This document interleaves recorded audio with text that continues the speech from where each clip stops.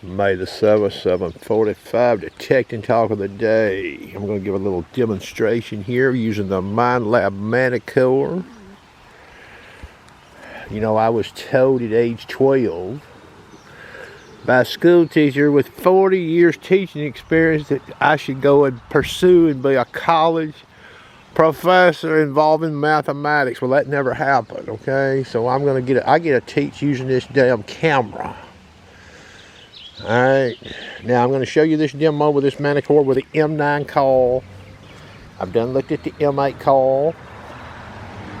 Manticore users may find this little stuff here helpful. You know, you can be a novice and buy a Manticore. You can be an intermediate. You can be an expert. I don't know what people knows out there. So I'm going to show this demo with comments to follow. I have reset this Manticore. I have adjusted the sensitivity. It's about all I've done, and I've turned the speaker up. We're in multi-frequency, all-terrain high conductors. Zinc and penny, can, oh, it's got a nickel under it for a reason. And there's another nickel. Okay, I believe this is speed 5, down close to this can.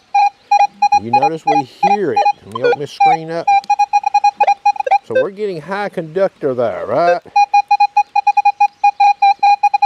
High conductor. Nickel's lower. Zinc and penny's a little lower. I'm going to hover this can. Come straight to that penny. Come straight to that nickel. And I'm coming through here. So we hear 3 different targets with varied levels of conductivity based on the audio and the ID on this machine, okay? We're transitioning. All-terrain low conductors, speed 6 I believe is default setting, okay? Now remember, this is using some higher weighted or higher frequency, I don't know. Down close to that can, you notice what happens. Break it off and go into the coin, we hear it. Down close to the can, we have no audio whatsoever. And we hit the nickel. Now I'm going to come across here.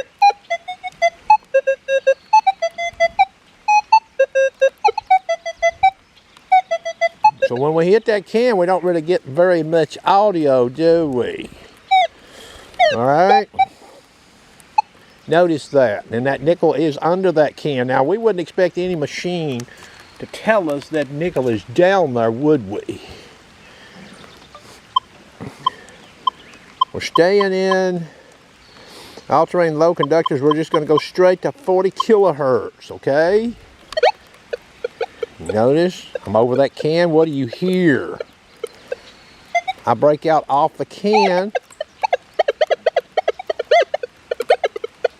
Break to the nickel, coming through here. So we only hear 2 targets. We don't hear the can. All right. So that nickel, if it was a gold ring, would probably never be dug. I'll even turn like so. Look here, I'm turned. I've took that nickel and this penny out of play. Sweet. So you can't walk into a site running this machine in all-terrain low conductors or 40 kilohertz and necessarily say you've purged the sight of all non-ferrous targets, can you? Now there is some ops similar to this. There's 20 kilohertz. It does a little better than 40, okay? 15 does a little better. If we go to 5 kilohertz, we hear that can down close. You see that? I'm just showing you this, you know, because a gold ring could be around a big old can, okay? And you're out there and you're hunting. And it could be an incidental dig if you dug the can, or a Civil War bullet, or a gold, whatever. You know, these sites are getting polluted, boys and girls. Okay? And all-terrain high conductors and lower frequency down close. That can could be just right under the surface. and you're out there detecting, and you think you've purged that side of all non-ferrous, you may not have, okay? So every time I turn a metal detector on, I look at a metal detector, I could see something, right? I could see something that's what I think, based on my experiences or using common sense of a person using a metal detector, would be, let's just say, hokey. Needs to be fixed.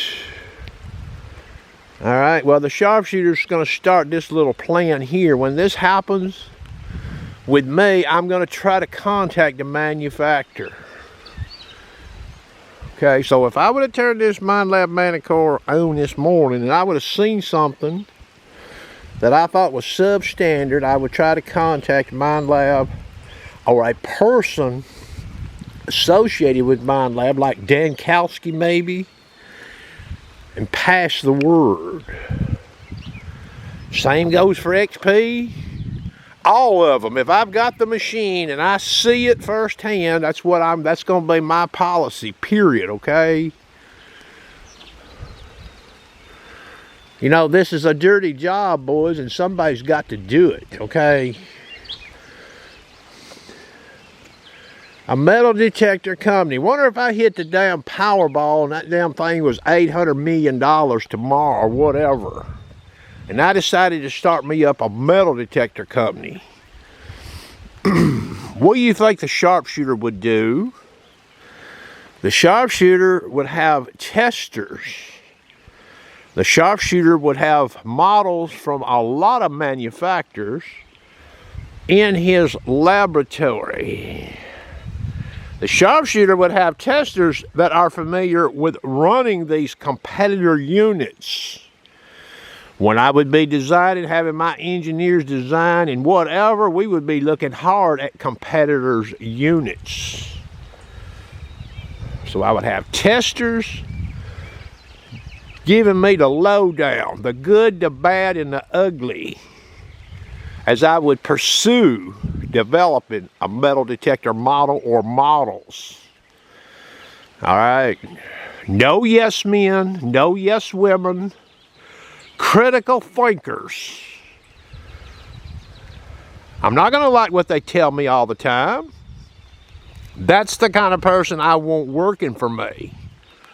Okay? And that's the kind of person I am. The good, the bad, and the ugly. And try to work the bad and the ugly out of the machine. And when developing this machine, let me bring this up here because this is interesting. You know that little old WS6 and that damn remote control. Now, I think I'm right in telling you this. You can run every detector gadget with a WS6 that XP makes for a day or two, and you can run every gadget with the remote, except for the bone conductive headphones. You run them with a remote. But all the calls, that big old call they come out with, all that 9-inch call, the 11 by 13. And then now they're going to have a HF2 call with another update, evidently. So when XP planned this machine, they had to have some forethought, correct? Adding all this stuff in there, and maybe potentially, and they've done this, you know, where they give us more options setting-wise. They've done this with some updates. So you got to be a thinker, right? You can't build yourself into a box you can't get out of. That wouldn't be good, would it?